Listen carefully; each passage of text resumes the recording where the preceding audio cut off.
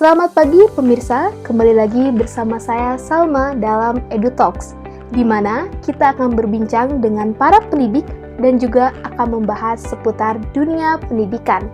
Organisasi untuk Kerjasama Ekonomi dan Pembangunan OECD mencatat peringkat program for International Student Assessment atau PISA Indonesia berdasarkan survei tahun 2018 berada dalam urutan bawah. PISA sendiri merupakan penilaian internasional yang menjadi indikator untuk mengukur kompetensi siswa Indonesia di tingkat global. Faktanya memang demikian, Indonesia masih jauh tertinggal.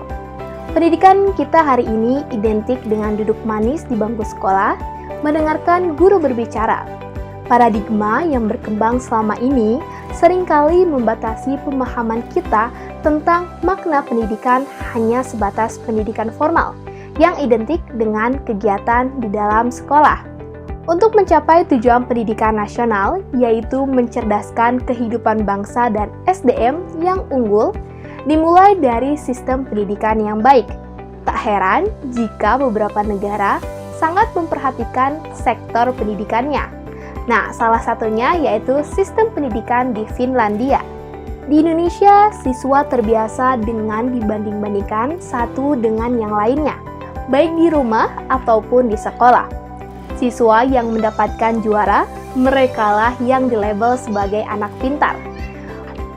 Berbeda dengan Finlandia, sistem pendidikan di sini tidak membanding-bandingkan atau melabel para siswa dengan peringkat juara. Nah, untuk mengenal lebih dalam lagi tentang sistem pendidikan di Finlandia, kita telah terhubung dengan Pak Tolha. Apa yang akan saya sampaikan ini hanya tadi saya sampaikan di awal tentang pengalaman yang singkat, sedikit, dan mungkin tidak merepresentasikan secara utuh pendidikan di Finlandia. Memang tidak secara spesifik berkaitan langsung dengan tema diskusi kita kali ini tentang Merdeka Belajar, tetapi setidaknya ada relevansinya. Jadi, yang pertama saya ingin menyampaikan tentang regulasi. Jadi, pendidikan di Finland itu gratis, mulai pendidikan dasar sampai dengan S3. Bahkan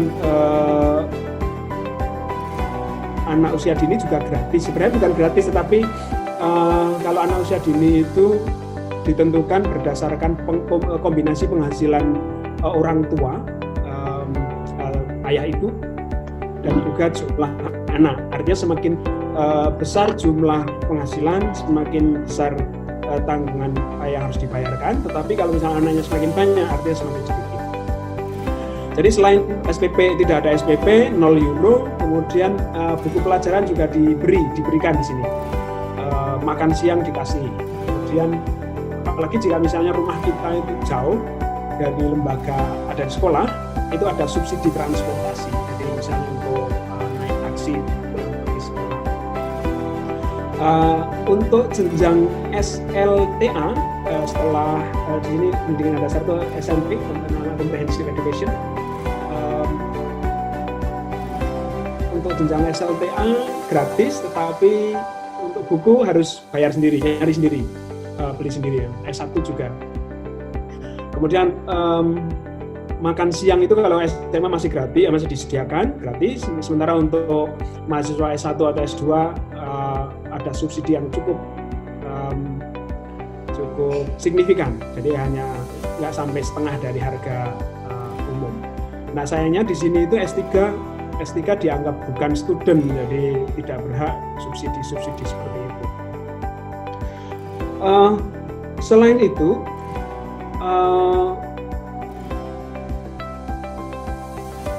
pendidikan gratis ini bukan hanya untuk warga Finlandia secara khusus atau Uni Eropa secara umum, tetapi bahkan untuk pendatang seperti kami misalnya. Jadi anak-anak saya juga mengakses fasilitas-fasilitas yang sama, termasuk imigran misalnya. Kalau untuk imigran, yang penting memenuhi syarat kependudukan, misalnya memiliki izin tinggal.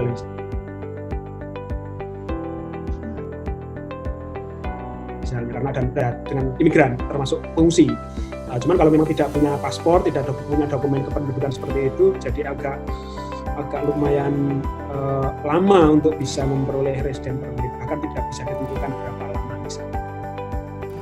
Untuk S1 S2 yang warga non Uni Eropa memang bayar. Jadi